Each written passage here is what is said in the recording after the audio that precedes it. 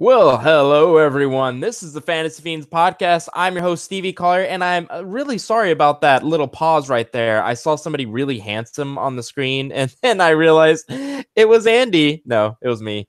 Anyway, welcome to the Fantasy Fiends podcast. I'm Stevie Collier, and I'm here with my co-host, the brilliant, the beautiful, the intelligent Andy Peliquin, and we are back for the third time. This is our most recurring our most recurring indie author J.M. Butler, and I'm telling you, I think I reference her the most in all of our other podcasts. Whenever I say if you want to get sucked into a story really quickly, sign that contract to believe in a story. It's J.M. Butler. Welcome to the Fantasy Fiends podcast. Oh, thank you so much. I always look forward to getting to hang out with you guys. It's always such fun.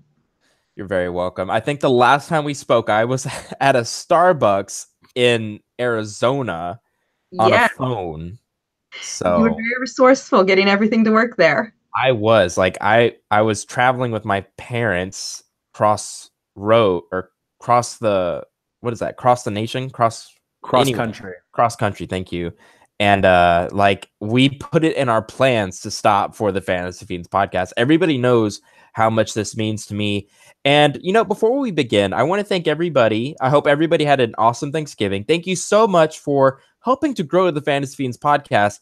It has been speeding up. It's like a compound effect, and we really appreciate it, guys. I think it's mostly because you want to see Andy with half-shaven face. But besides that, thank you so much. We do have some sad news. The wonderful and great Brandon Barr has passed away, and it is absolutely heartbreaking. Andy, I believe you got to actually speak to him a couple days before it happened. So I can't even imagine.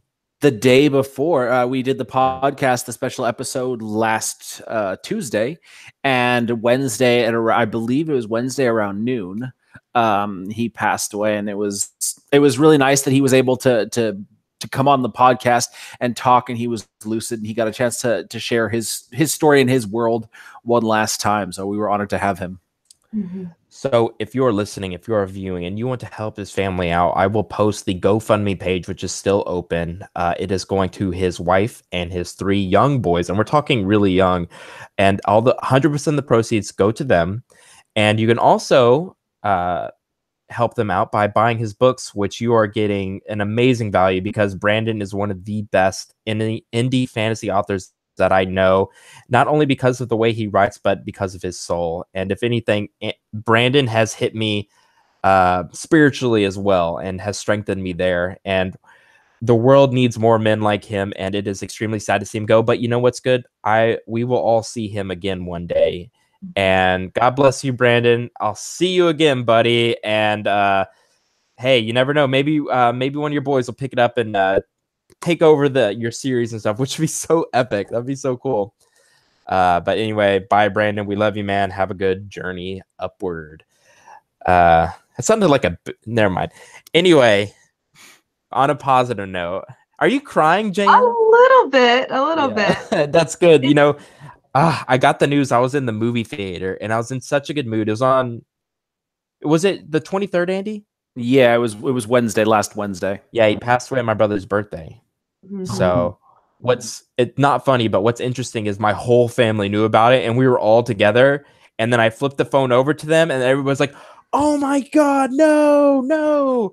Even my brother's like, "What happened?" Mm-hmm. So it's interesting. People who didn't even know Brandon were affected by Brandon, and it's just his energy. I think, I don't know. He's such a great guy. But anyway, his GoFundMe page is below. And we are going to get on with today's cool topic. What happened cool this week for us? I know it's been a while since we've last spoken. JM, I know I keep putting this on you without warning you before the podcast, so I don't know if you have anything cool or if you'd like us to start. Why don't you guys go ahead and start, and I'm going to sort through what I'll share exactly. It's probably a lot. Andy, and it can be anything, by the way. Andy, do you have anything? Yeah. So, it was my birthday on Tuesday. That's right. The wise old age of 31. I've been telling people I'm finally aging into the way that I feel, Wow. I'm an old soul, so I'm happy to stay at home on a Friday night and relax and in bed with good TV show or movie and stuff. So it's nice to finally be my age. But yesterday I started work on the last book in the Trial of Stone. I mean, in the Heirs of Destiny series, with the goal of finishing it by Christmas. And if I can do that, then I will have written 5 books in 6 months, which is awesome. Fantastic. You're the man. And then I get to read them. So yeah, exactly. So yeah, the books are gearing up to launch on January 22nd, which is a Tuesday. Hopefully we'll do a special episode that day to commemorate it, to talk about it, whatever. That'd be cool. Yeah, but I'm really excited. This is the first time that I've tried anything of this scale. It's 4 point of view characters, and so every chapter is like, you got to jump out of one character's head and into the other. It's really confusing, and so it's probably the only time I'm ever going to do it, or at least for the next few years, stick with single point of view books. But I'm really happy with how it's turning out, and I'm excited to see where it ends, because I know, more or less the ending, but there's a lot of stuff that's just kind of coming up as I write the story. So it's an interesting thing to finally see it all come to fruition. I want to say, I'm reading your book 1, and I can't believe I'm saying this, but I didn't know it was possible for you to improve, but it's so good. It's so freaking good. It's I say this sometimes, but it's like reading a book you picked up at Barnes & Noble, which is it's better than books you pick up at Barnes & Noble.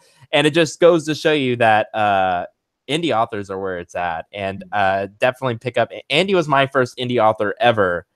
So he popped. Never mind. Yeah, good job on not finishing that one. Yeah, I'm a good boy today. Yeah, no, I've been hearing that sort of the divide between traditionally published authors and indie authors is narrowing. There's a lot less of that old stigma where if you're self-published or published through a small press, you're kind of looked down on. It's changing a lot. In fact, a lot of big name authors are going, they're self-publishing and stuff. So it's nice to see the market shift a bit. Michael Sullivan. Yeah. So, and actually a few more now that I can't. Anyway, so for me, good news for me today, Andy, again, happy birthday, man. Thank you. Now you can let those gray hair, you can stop dyeing your hair. So, I'm pretty sure I'll go bald before I go gray. Do you have thick hair? Certain parts of it is very thick. Yeah. Other parts less so. For me, I did finish book 2. That was my announcement though last time. Yes, super exciting. So well done. Thank you. I have 2 announcements. I am today officially at 25,000 words into book 3. Ooh. And I was really upset with where it was going. So I actually, for the first time, I actually rewrote chapters. I've never done that before. And I was like, I don't know why I can't get into the groove. And then I got this email from NaNoWriMo, and I never opened those up because I already donated to him, and so I opened it, and there was a quote in there that basically said, sometimes you need to write for yourself, and authors will forget that. And as soon as that clicked in my head, I was like, oh my God, because I wrote the 4 territories for me only, just for me. And people loved it, or most people, except for the 1 stars, who I've already taken care of. Don't worry, that's the people who don't like fantasy a lot of times. Like, why? This has too much fantasy in it. Like, yeah, it's like, take the dragons out of your book. Never. Never. And I have been writing some really exciting words. Some of my best comedy, actually. So if you've read a book of mine, you'll know that there's comedy in there because I just can't keep things not funny. I think I'm funny, which makes it funny, I think, which is funny. Anyway, so the next book thing is, with the help of Andy Pelican, I have been able to find a cover artist for the series, and it is all a go. We are ready to go. I will have covers coming in now. So excellent. Exciting. So that is my good news for today. Very cool. Yes. Oh, and I'm still full from Thanksgiving dinner. I think I ate 4 times that day. Like big helpings full. Like me and the girlfriend, I was just like, what? I think we watched The Grinch that night, and I about vomited. I was laughing so much. TMI. You are a crazy person, Stevie. I am. All right. I'm sorry, JM. Okay, so I guess on to the podcast. No, I'm just joking. Sorry. I have been wrestling for a long time with a particular novel, A Seekham's King, which is where the excerpt is from tonight, because originally it was over 800,000 words, and I had to divide that book. And I think I finally found the places to divide it into 3 reasonable books. They're trying to grow. I know they're going to try to grow, but It's now divided in 3, so I feel much more confident about moving forward with the series because, you know, you kind of need it to know Thor. You may not do that. No. Sorry. That is my cat and the door is broken. So that is going much better. And then also, this is Thor. He's beautiful, just like the real Thor. Oh, his head's big. Yeah, he's a big That's a boy. big cat. And he is very mischievous. Anyway, then also one of the students who I used to tutor and work with, he used to hate reading. And he and I struggled a little bit, but he messaged me just out of the blue to let me know that he is actually reading my Turok Chronicles. He's halfway through Identity Revealed, and he loves it. And I got Awesome. Batman seal of approval. And Very cool. He was always a really good, great kid to work with, and he was the kind who was find entertaining reasons why he should not have to read, you know, like Batman doesn't want me to, and you know, the Dread Pirate Roberts will kill me if I finish this book. It's like very clever. What did you tutor him in?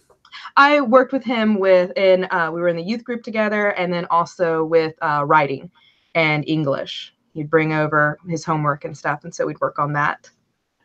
And English teacher? I don't remember. Hmm? Are you an English teacher? No, I just tutor English, and then I've taught informally some creative writing courses, like online, and just a couple of small writers conferences.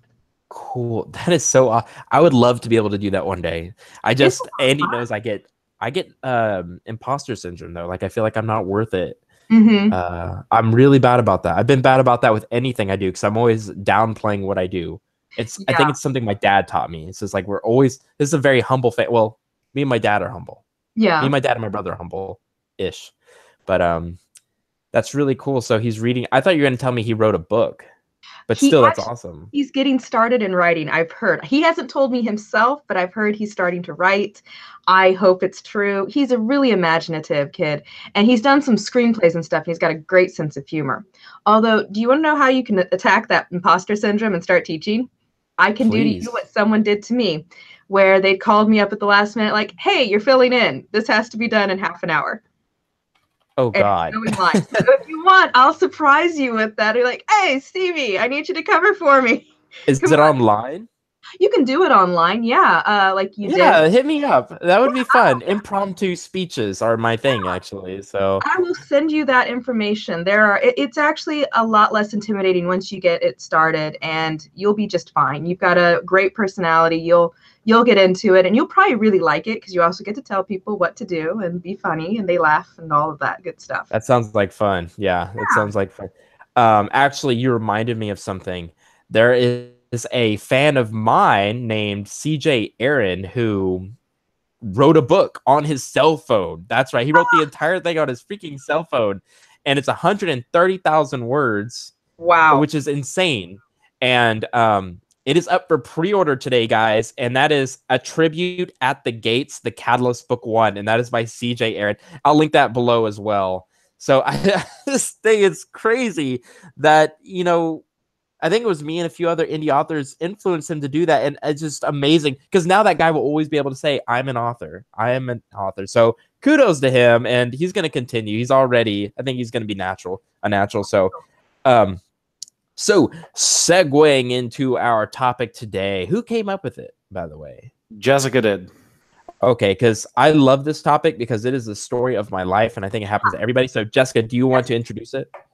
All right, so and I was just messaging Andy, and I was saying, you know, what would be really fun to talk about would be Wrong Destinies. You know how we've prepared for this one track that we think that we're going to go on, that we think our lives will follow. And then it turns out that life doesn't follow it in even the slightest, and we wind up in situations where our skill sets don't match, we're outmatched, outflanked, all of that. And that was part of the premise for Turok Chronicles, but it also has mirrored my life, where I feel like everything is like, okay, I didn't get as much done as I wanted to, it didn't go the way I wanted to, and I wasn't expecting about 3/4 of what happened. In your books? Oh, in life too, but yes, in my life, okay. Books and life. In books, it's more likely to have appearances by dragons and mages. Real life, it's more like, oh, there's an accident. or here's this person. You know, it's a little Mhm. a little more mundane. You know, it's interesting. I've been noticing that with my kids. My kids are getting to the age of graduating high school, looking, you know, whether they want to go to college or get a job or things like that. And so, the oldest is 19 now, but when she was 15, 16, she wanted to go to medical school. And so we put her into a school that had a really good medical school program.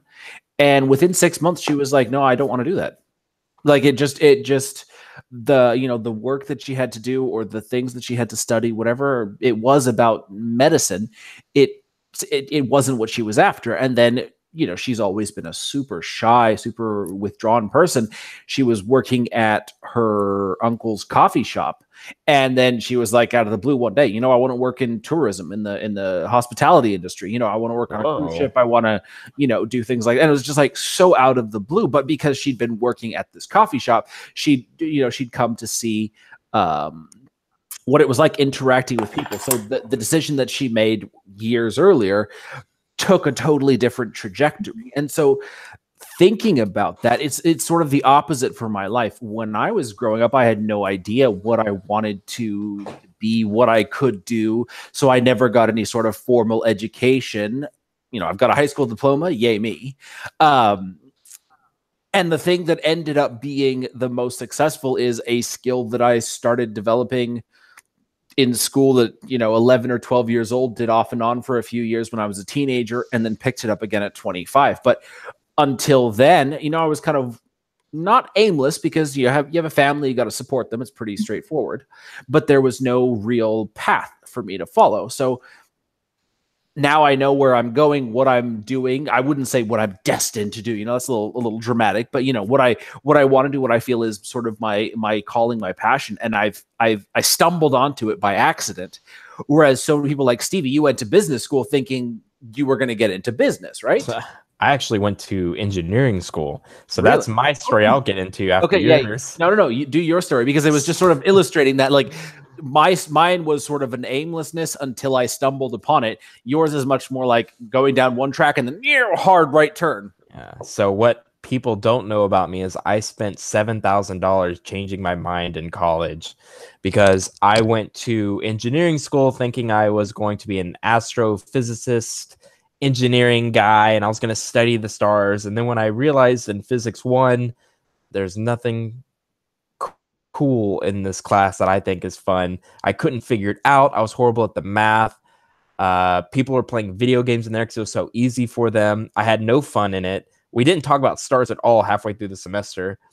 And I know that's ignorant. I know we were going to at some point, but I couldn't wait. And it turned out to where it was sucking away the magic of stars and the galaxies and planets for me, which has always been something I really enjoy talking about. Because I always thought I was going to be a astrologist whenever I was little, or a volcanologist. So I love volcanoes. So it's one of those two. So I thought I was always going to be a scientist, growing up in a family of scientists, besides my dad, who's a businessman. And so figured out really quickly I hated that. Kudos to people who can do it, because you're just super smart. Not me.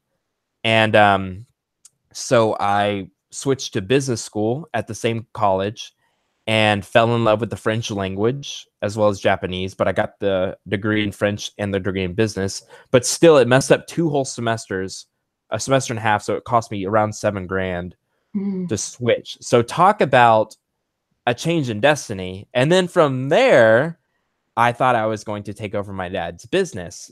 But halfway through writing my first novel, which was a dream, half a dream and half me talking to my drunk friend, I may or may not have been inebriated as well. I came up with this story. I started writing 1,000 words a day. I was in the hospital at some point, not me, but I was even writing 1,000 words a day there. Met Andy, and then published it. It made decent money. And I was like, this has been the most exciting thing I have ever done in my life. And never before have I done something where it didn't seem like work to me.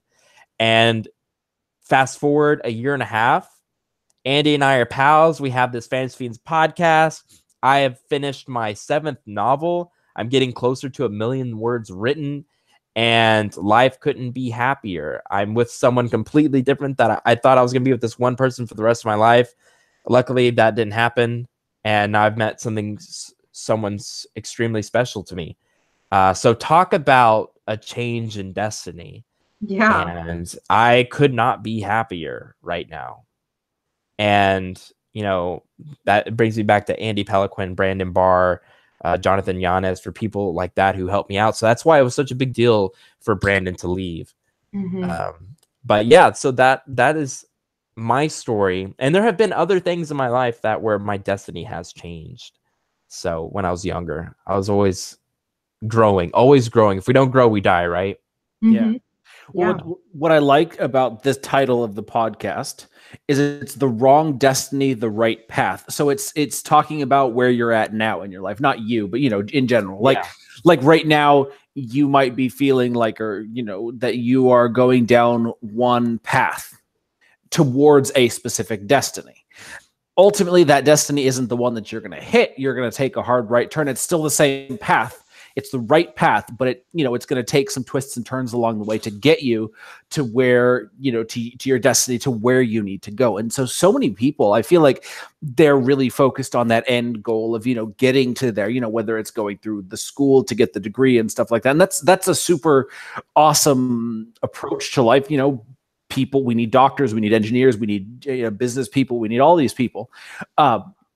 But then there are people who are just feeling unsatisfied and unfulfilled in what they're doing. And for those people, that's what I want sort of the takeaway of this podcast to be, is you're on the right path.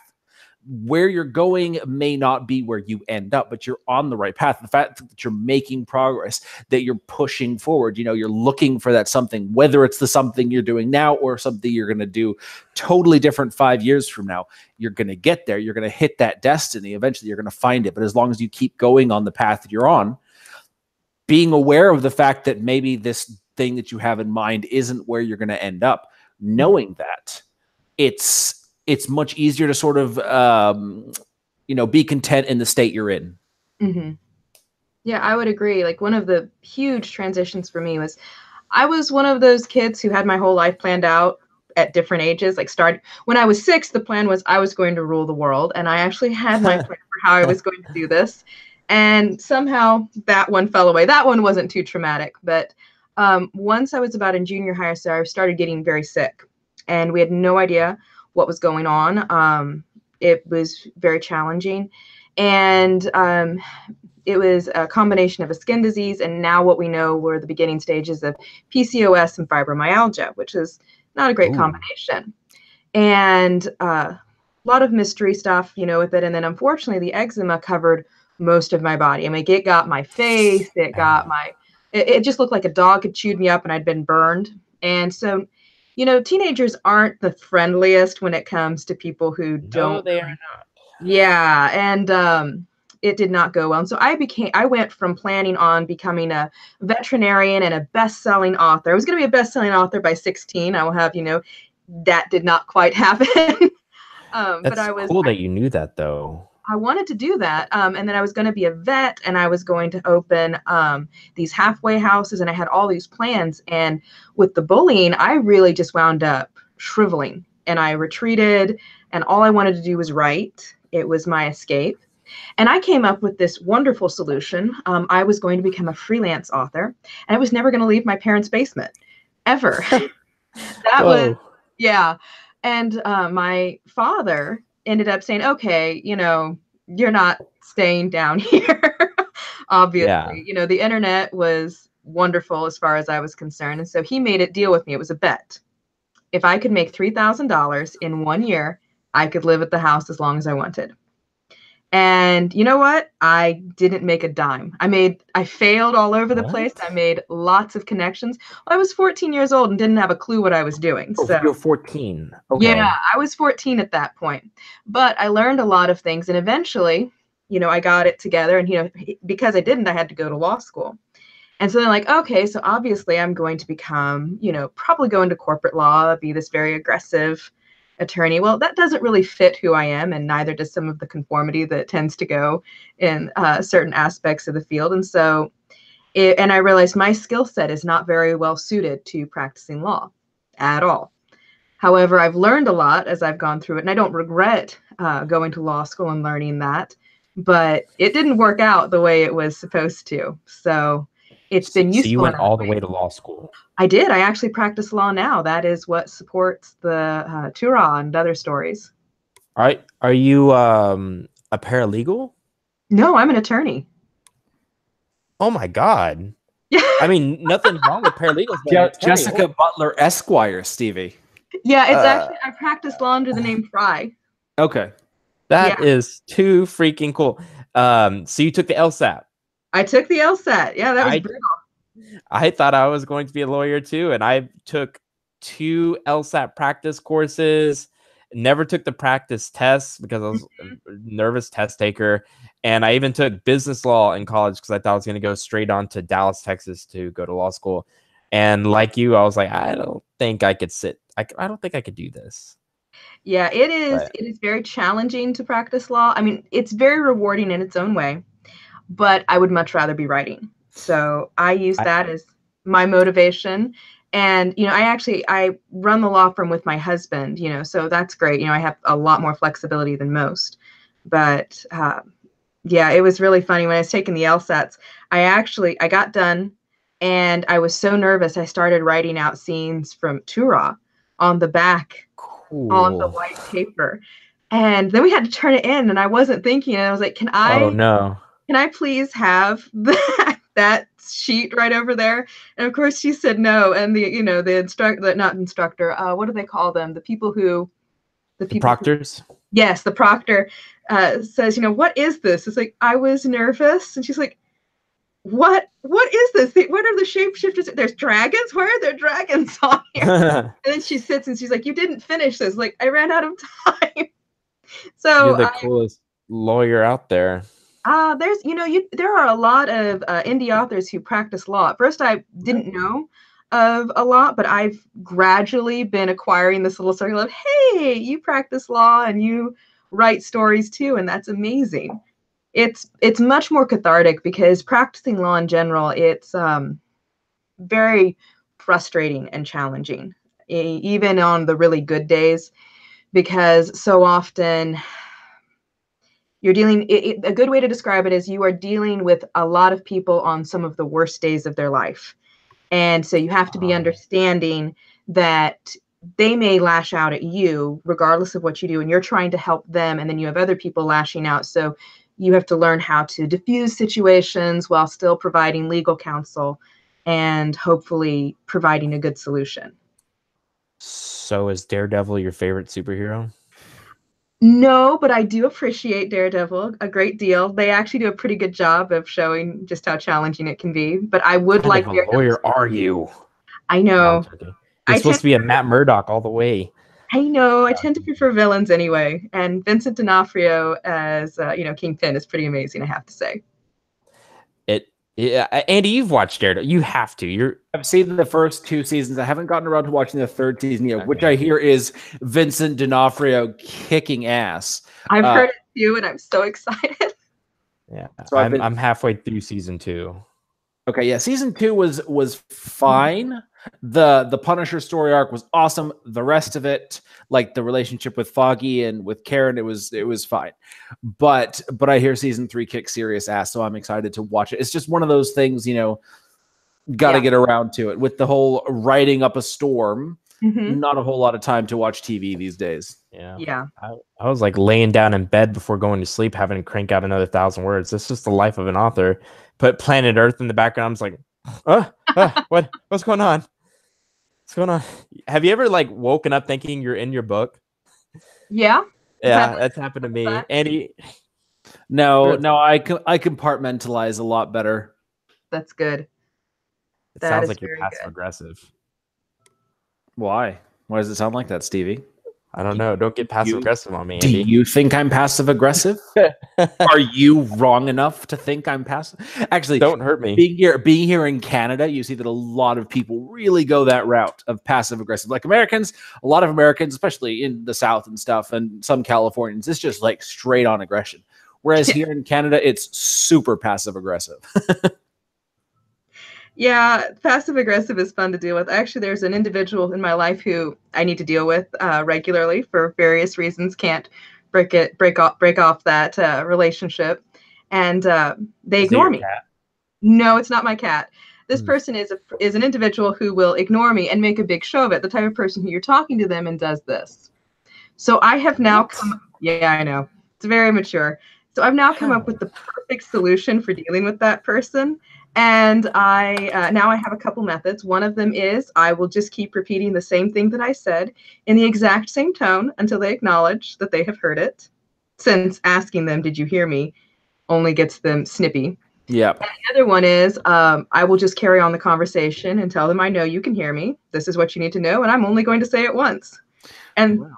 yeah, and then if I'm feeling particularly strong in the situation, I'll just start right at the beginning of showing them a bunch of pictures that I know they're not interested in until they move. Sounds I thought you were like going one to of my say slap daughters. 'em. Yeah. See, it's just, it's like you gotta, when you have someone that you can't get to cooperate and you can't get away from them, you might as well find a way to have fun. That's true. And you can't get rid of this person. No, not yet. Wait, is it a character you've written? Oh, no. Just kidding. I can do more things with them. That would No, be great. It's an Have actual, them eaten. yeah, it's an individual who, for circumstances the way they are right now, I still need to deal with and need to deal with in a civil fashion. That's hard. I really thought you were going to say you just slap them. So they'll never see it coming when they're looking off like that. Well, I feel like I need to have a really great solution to explain why it wasn't me, Yeah, and you're a lawyer too. You could represent yourself. Oh, I could. Um, So about changing destinies, I feel like Andy, has any of your characters ever done that in your book? I know you're an outliner, so wouldn't that be more like tougher for you? I will say that in the Heirs of Destiny series, the character Coden, he's a thief. He goes to the city to steal something. And by book 4, I had him questioning, I'm not really a thief anymore. I'm more than a thief because his mother made him train with assassins, with bounty hunters, with, alchemists and stuff. And he doesn't really have the temperament of a thief. He's more, more heroic than the self-centered, self-serving thieves that he grew up with. So he finds himself asking, what am I? And I found that was an interesting way to take the story, because by the end of the story, he's going to have made changes according to his circumstances, and he's going to find himself thinking, all right, what do I do now with my life? And I feel like that's something very true to the character who's 17 going on 18. He goes to the city to steal something. He's going to end up stealing it because he's got to complete his mission. Mm-hmm. But the way that he steals it is really funny. So, you get to enjoy it when you read the 5th book. It's actually my favorite character. Coden, really? Yeah, I like him a lot, actually. Not to give anything away, but he's the guy who has crushes on 2 girls, right? Yeah. Yeah, I don't know. I relate to him. Not in that way. I just like his he's so open about it with himself, Yeah. He doesn't hide that away. And I don't know, I just like that about him. Well, so I tried to write this series where you confront a lot of these issues, like let's say the love triangle thing. That's a classic trope in fantasy. But I didn't want to waste time with the typical, sniping between the characters. So literally the first time it's mentioned between the 2 characters, it's like, our friendship's more important. I will step aside if it bothers you. And that's just kind of how I approached it. And so all of these character things, I tried to steer away from the things where the characters are sniping at each other. Mm-hmm. And because, there's enemies on the outside, but Coden is a fun character. He's from the Queen of Thieves series. But yeah, basically he's going to walk away from this series sort of questioning, what am I going to do with my life, And that's something that most teenagers are dealing with at this age. His mother had this career plan laid out for him, become a thief, succeed, follow in her footsteps. But then now he's confronted by all these things, and it's going to totally change his destiny. So, all of them go to the city to find their destiny, to do something. And in a way, they're all going to leave the city very different than who they were going into it. So that's a really good way to sort of illustrate the topic, because, who you start out being or who you think you're going to be will probably change drastically over the course of your life. Mm-hmm. Yeah. I like dealing with that. Like I said, with identity revealed in 2 Hour Chronicles, that's kind of a big moment because Amelia, she believes that she is destined to be this executioner who comes in and wipes out the 3 villains, destroys them forever, and then she's going to die because, she's evil herself in her mind.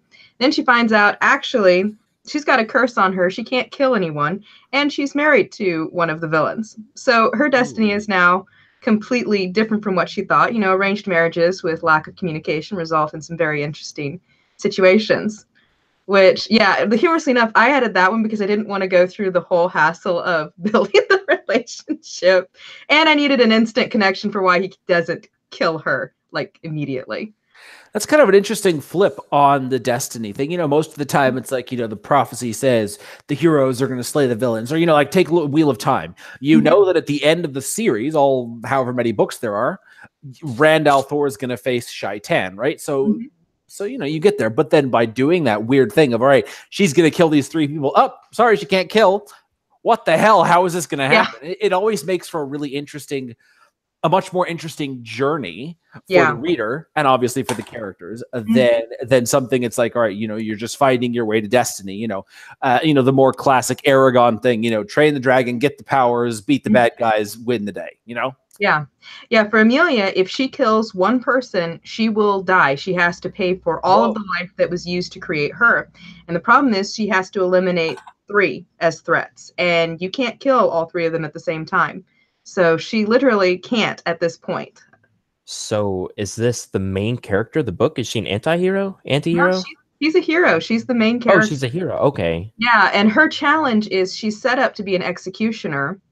Nice. And she still believes that, but she's actually a natural healer. And so part of her journey is reconciling the fact that, she actually she has a lot of compassion and she cares for people, but it feels weak for her to do that. It is not actually what she thought she was supposed to do. And so instead of coming in and being this huge hero to her people and liberating them, they see her as a traitor ultimately, because she doesn't kill all of the bad guys off. She actually is trying to find a more peaceful solution. And so she ends up losing a lot of the people who she thought were on her side. Very cool. I like that. I like that, flipping the script a bit. Is that what we're reading today? Actually, Seacom's King, it's going to flip on her again. And Natas, he and his brothers have been the primary antagonists throughout the series. But now when we get to Seacom's King, they actually are the heroes that this world has been waiting for. And so Amelia is having to reconcile the fact that they are incredibly violent. And this is a world that has been launched they've gone 20,000 years into the future. And the Votrian race, who are the shapeshifters, they have been diminished, weakened through the systematic oppression by a group of weather-controlling, telekinetic illusionists who now have the whole world under control. And basically, everybody's enslaved, and Natas and his brothers are the only ones who are strong enough to free them. So Amelia's having to literally join forces with them at this point, while hoping that they don't decide to, after liberating Seacom, find a way to come and conquer Earth and all the others. But very nice. Are you guys ready to get into it? Let's do it. Nice. All right.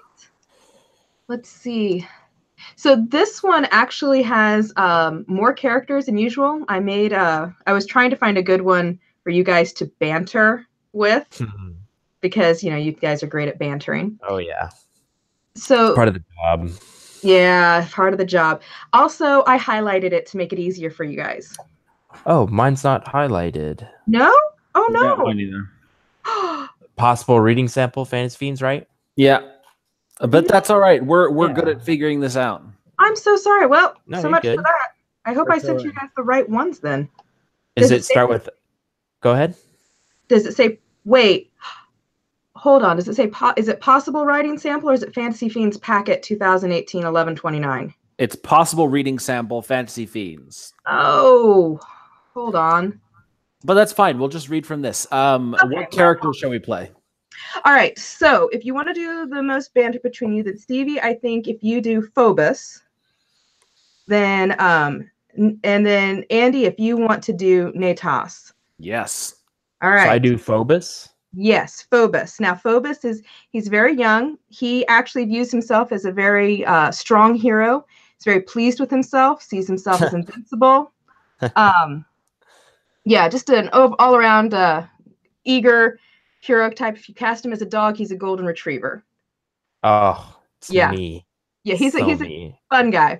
And then Natas, he's in this, he's obviously initially he's angry, but he's focused, he's the challenger, he's confident, he knows he's gonna win.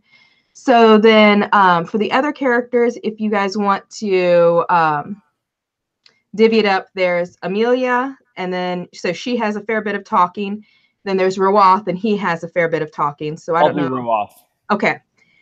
And then there's Nolsty, who has a couple lines, and Seven Braids Lulu, who also has a couple lines. I can do Lulu. And Andy, you want to do Nolsty? Sure. And you'll do Amelia, Stevie. Amelia, and what was the other one? Nolsty Phobos and Phobos. Phobos, Wait, I'm doing Phobos, Amelia, and who else? Nolsty. Nolsty. Okay. Sounds good. All right. So, and I'll do the narration. You got this. Okay. Amelia struggled to hold herself up from Phobos's back. I said stop. She ripped at his thick blonde hair. They were now in a steel bunker, similar to the one Natas and his brothers had salvaged. Over a dozen young Votrians surrounded her, some standing on simple couches and plank tables, others sorting piles of liberated medicine and supplies, and some just staring. Phobos laughed and spun around, still holding her by the back of her legs. Those Veskrats didn't even see us coming. Amelia clawed at his back. You have to let us go or they're going to kill you. Come on, Amelia. Phobos groaned. This is a good thing. We won. He released her. Amelia thrust her arms out. For a moment, she balanced on her hands, but her arms shook before she at last collapsed. Nolsty moved slowly down the ladder, Keeloth slung over his shoulder, unconscious. Please, no one help. He isn't heavy at all. A large man with 7 braids, each one dyed with a different color, stepped beneath the ladder. Just drop him. Nolsty released Keeloth. 7 braids caught him as easily as if he were a rag doll and placed the elderly Nayeb on the couch. Better fasten that hatch tight, Nolsty. He called back. And someone break out the Taliana because this is a time to celebrate. Phobos pumped his arms and jigged around the nearest scratch-top table. Cheers erupted through the bunker. Most of the others joined the dance. Amelia rubbed her temples, her head spinning. She dragged herself to the couch and took her father's pulse. It was slow but steady. Sweat glistened on his broad forehead. Chaotic, percussion-heavy music blasted through the air. The Votrians, though smaller, wirier, and weaker than Natas and his brothers, danced as vigorously and aggressively as any Votrians Amelia had ever seen. They shouted and cheered, whooped and bellowed, chest-slamming and body-flinging one another against the walls. Amelia drew in a long breath, fighting the disorientation and nausea. Phobos dropped beside her, grinning broadly. Hey, can you guess who I am? Someone who's going to be in a lot of trouble if he doesn't let us leave right now. Amelia braced herself against the arm of the couch. All fear of her captors had fled. He was little more than a kid, a golden retriever puppy who had been given too much caffeine. Gleeful pride radiated from him.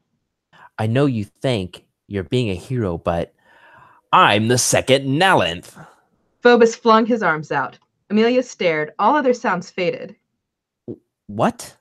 A gust of cool wind blew against her. Phobos pointed at himself. I'm the second Nalenth. I'm the only one. I'm the one you've been looking for. He frowned. Hey, someone was supposed to close that hatch. Nolsty, didn't you close it? Amelia slumped against the metal wall. This was the second Nalenth? What? Nolsty slid off the table, a bottle spewing green liquid in his hand. I did. A blue-haired girl slipped the bottle away and poured the contents into squat glasses. Well, that's weird. Phobos jumped up and caught the handle and shut it with a loud clang. All right, back to dancing. Where are our Audon and Mashat friends? Are they still hiding? The techno music blasted louder, the flat gray panels lining the walls shaking. Amelia's skin prickled with awareness. She stiffened, recognizing the presences. The volume of the music and strength of the sedative dulled her directional precision, but a large gray-green moth perched on the wall. She shook her head. They're just kids, Roth. They didn't mean any harm. It's a stupid prank. So don't kill them, all right? I can handle this. Really, little sister? I'm never going to be a moth. Amelia started. Roath stood beside her. Somehow, she wasn't that surprised. Let's see how long it takes the mighty youthful warriors to notice I'm here. Roath sipped from the silver glass. Amelia seized his cloak and pulled it over his head. Get out. I can handle this, all right? Roath pushed his cloak aside, then smoothed his hair down. You have a bad habit of developing feelings for your captors. One of these days, it's going to complicate your life. Still. Amelia paused. The moth crawled higher toward Roath. She still sensed Takar, Kekoa, and Natas. Is that someone? Probably a moth. Roath struck it with his fist. The moth crumpled to the ground. Yep, just a moth. Amelia groaned, covering her eyes. Really? Roath chuckled as he took another drink. You're scolding me for that? Another gust of wind blew down. Well, if you can't handle the co-pullet, close your eyes before the main event. Phobos stopped dancing. You! He pointed at Roath as everyone else stared in shock.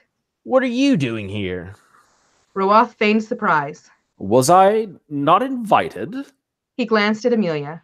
Weren't you just saying that if they didn't let you go, someone would kill them? Amelia grabbed his arm. They had made so much progress, she couldn't lose it now. No. Phobos crossed his arms. Get out of here or else. Else what? Roath's eyebrow arched. Be specific, child. Phobos's face reddened. You may be a guileless Veskrat who pretends the code has no meaning, but we won't kill you unless we must, because you're a Votrian, and you can't hope to beat us all on your own. Roath laughed, swirling the liquid in his glass. Well, two things. First, yes, I could. Second, I'm not alone. The music vanished as metal shrieked and tore. Kekoa stood at the back, ripping out and balling up the speakers like balls of string. Two massive tentacles slammed through the hatch, twisted around the frame, and then jerked upward, tearing the roof off. The roof spun up, showering them with dust and dirt as smoke poured in. A 30-foot kraken dragon loomed overhead, its 7 silver eyes glowing. A dark-winged shape sliced through the smoke, swooping down and circling before landing on the table in the center of the room. The 9-foot frame dissolved into a man. Smoke circled him, spiraling into the darkness. Natas spoke, his voice a low growl. Who stole my wife? Natos? Amelia started. I'm fine. Roath covered her mouth. That's not really the issue at the moment. Silence fell over the bunker. The young Votrian stared at Natas open-mouthed. Natas stepped down from the table, his movements deliberate. His boots thudded on the steel floor. Is no one here capable of speech? Phobos strode in front of Natas and looked him over before he crossed his arms high on his chest. You tore off our roof. That was rude. Natas stepped closer. Though Phobos was not small, Natas stood over a head taller than him. Do you know what I do to those who steal my Viscaro? Tear their roofs off, apparently. I hope that wasn't a metaphor because I don't get it. Anyway, you can't kill me. I'm the second Nailinth. Phobos's cocky smile returned. Natas smirked. I know who you are, and I don't plan on killing you. That doesn't mean you can't suffer. Phobos lifted his shoulders in a disinterested shrug. Joke's on you because I'm not a great healer. So, you can't do that much. The only joke in here is you. Listen. Phobos lifted his hand. There's only one person to blame, and that's him. He pointed at Roath. Roath feigned surprise once more, his arm draped over Amelia's shoulder. I wasn't aware I abducted Amelia this time. No. Phobos said. He locked us when we were out scavenging. He locked us up when we were out scavenging. And then he dropped my mother into a pit of centipedes. She's all right, but still, we had to retaliate. That's how it works. You're barely old enough to have mastered 5 forms, Natas said. So I'll give you a chance to surrender. You and your whole cadre. Never! Nolsty shouted from the back. We don't know how. Loud cheers of support followed from the others. Hear that? Phobos gestured toward his cadre.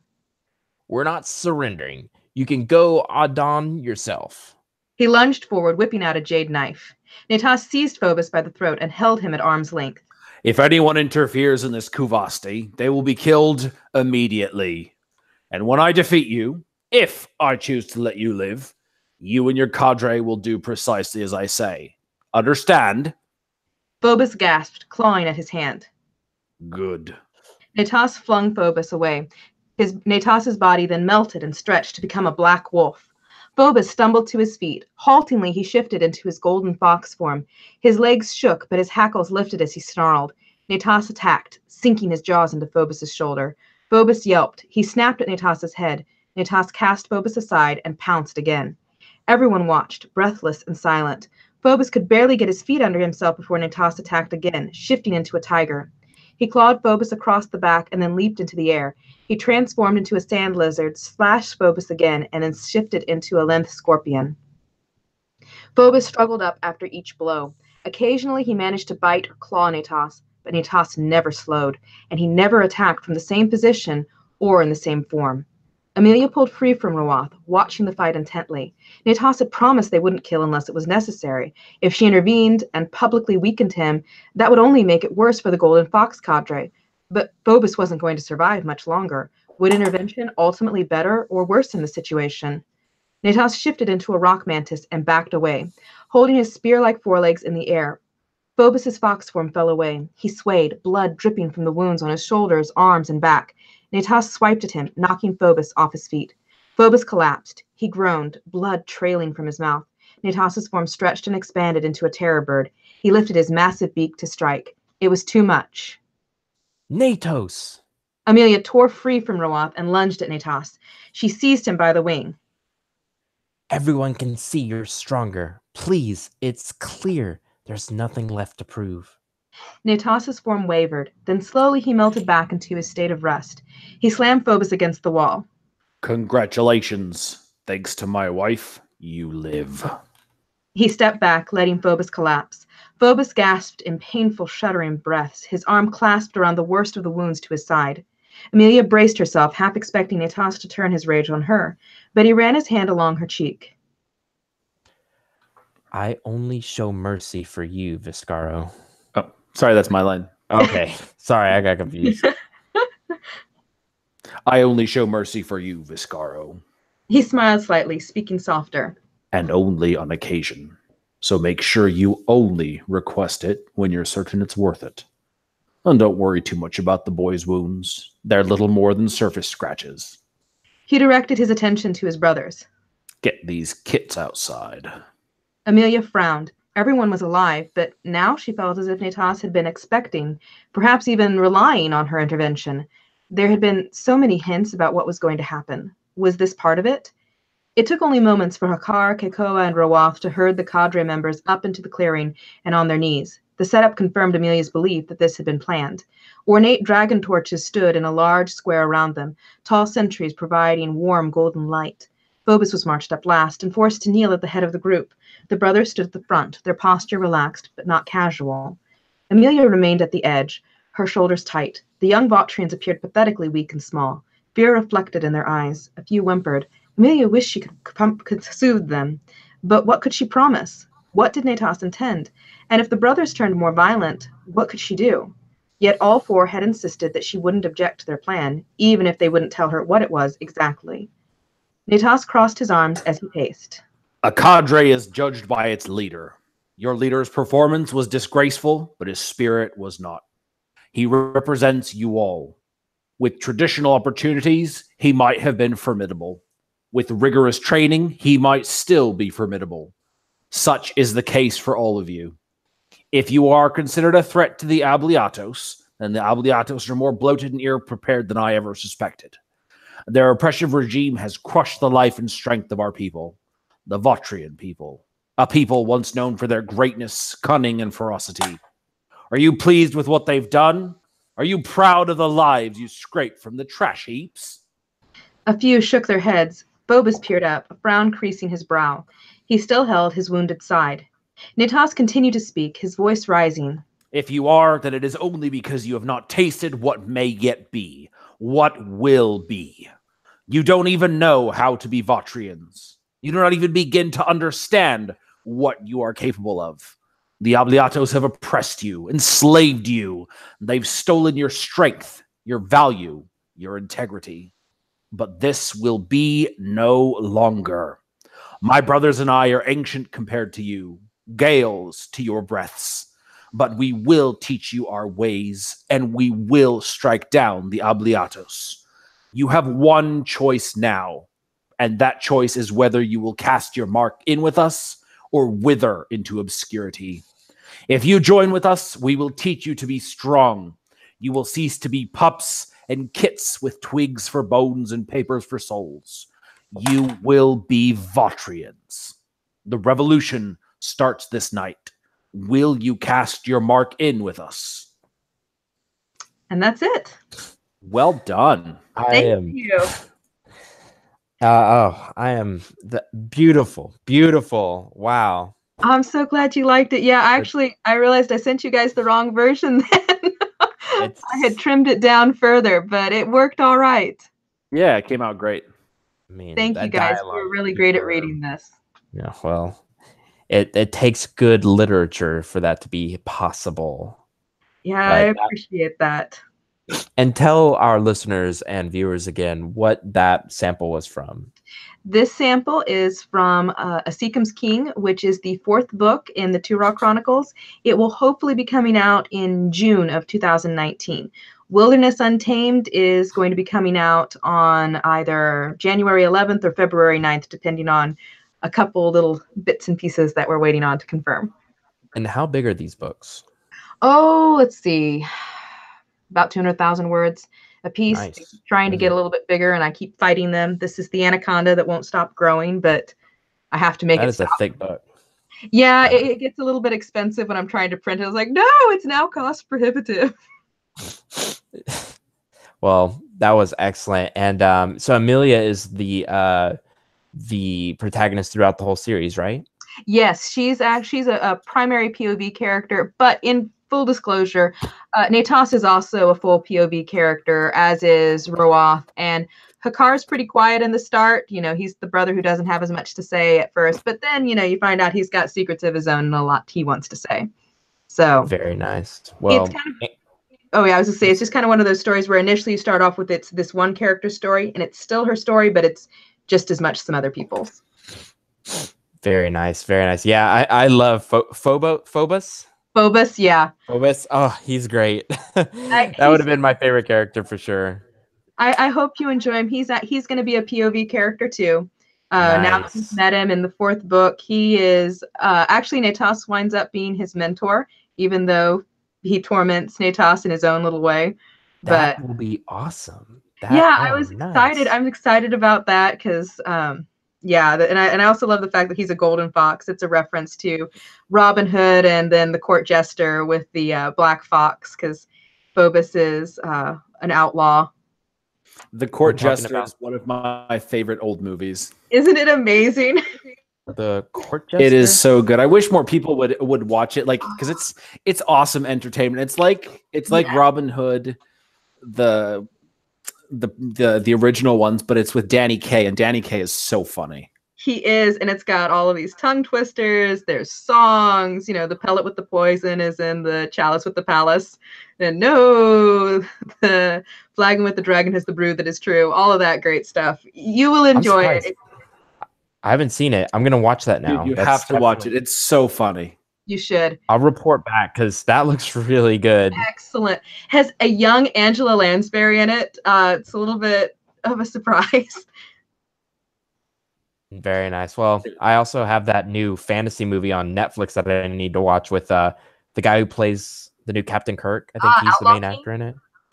Yeah, I want to watch that now. That's not fantasy. That's historical fiction, Stevie. Oh, it's not fantasy? I haven't looked into it. It's Robert the Bruce. I didn't know that. Well, either way, it looks good to me. Have y'all seen it? Not yet. It's on my to-be watched list. I actually bumped it aside to watch Christmas Chronicles because we are now in the Christmas mood. And it was a lot of fun, I have to say. Kurt Russell is a warrior Santa, which is kind of fun. Warrior Santa. Yeah. Christmas Chronicles. Wait, hold on. I've been seeing people talk about that. Yeah, me too. I've been wondering what it is. So I'm gonna have to watch that too. Andy, do we have anything else to talk about before I end the podcast? that is all. No, All right. JM, where can people find you? You can find me on Amazon under the name J.M. Butler. You can find me at my website, jmbutlerauthor.com, though it is under construction. All the pages are there and working, but they don't look pretty. My apologies. And then you can also find me on Facebook under the name J.M. Butler. And you can just message me. And if you want to email me, you can email me at hello@jmbutlerauthor.com.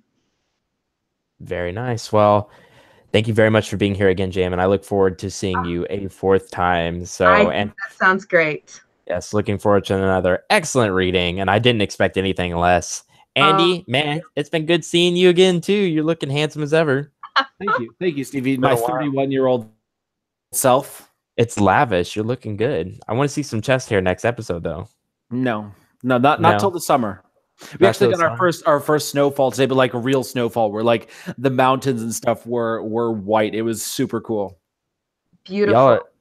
Did y'all make snowmen? We did not because we're grown ass adults.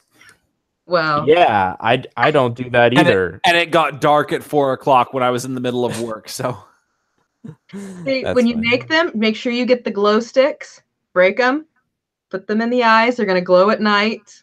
That's awesome. Yeah, well, that's a really good idea. I thought you meant break them, like put the juice on them. Well, you could do that too. Make it look like there's blood rolling down. You know, if you want a little bit of Halloween with your Christmas. A little bit of radioactivity with your Christmas. There you go. Awesome. Actually, I love how that's a really good. Wait, I'm in Texas though, so I doubt I'll see enough snow. Last year we did though, so let's keep our fingers crossed. Anyway, I'm gonna go ahead and end this podcast, guys. Thank you so much for watching and viewing or listening. Wait, that's the same thing. Viewing and listening to this podcast. We really appreciate you. If you could just subscribe, that would be wonderful, because once we hit 300 subscribers, Andy will shave half his face and also join in on that next episode completely butt-ass naked. So we're all looking forward to that. And he'll tape his books to his nipples. Fun fact, I went to a dance where I was wearing my gladiator costume and I had to tape my nipples because I don't know why, but I had to put Band-Aids over and it looked like I had no nipples. Anyway, thank you again, guys. Hit that like button, hit that subscribe button. We love you all, and we will see you next Tuesday, actually, for another fantastical episode of Stevie's Tangents. Good night.